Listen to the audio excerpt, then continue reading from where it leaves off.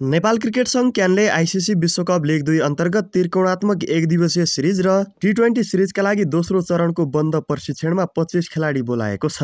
आउँदो जेठ तेस्रो साता स्कटल्यान्डमा हुने सिरिजका लागि क्यानले 53 खेलाडीबाट छानेर 25 खेलाडीलाई बन्द प्रशिक्षणमा बोलाएको हो। नेपालले लिग 2 अन्तर्गत स्कटल्यान्ड र नेदरल्यान्डसँग ओडिआई र टी20 सिरिज खेल्नेछ। क्यानले 53 खेलाडीलाई 4 टोली बनाएर कोर क्याम्पसँगै अभ्यास खेलाएको थियो। उक्त क्याम्पपछि क्यानले दोस्रो चरणको बन्द प्रशिक्षणका लागि 25 खेलाडी छनौट गरेको हो।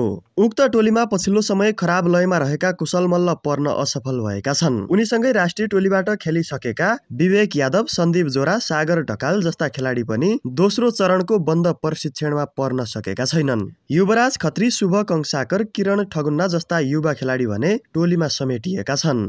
यी हुन् बन्द प्रशिक्षणमा परेका 25 खेलाडी। रोहित पौडेल कप्तान, आसिफ शेख, कुशल भुर्तेल, अनिल कुमार शाह, भीम सार्की, दिपेन्द्र सिंह ऐरी, गुलशन कुमार झा, अर्जुन साउद, बसिर अहमद, दिलीप नाथ, आरिफ शेख, युवराज खत्री, किरण ठगुन्ना, सन्दीप लामिछाने, ललित नारायण राजवंशी, साहब आलम, सोमपाल कामी, करण केसी, नन्दन यादव, प्रतीश जीसी, रिजन ढकाल, आकाश चन्द, रूपेश सिंह, लोकेश बम र शुभ कंसाकर।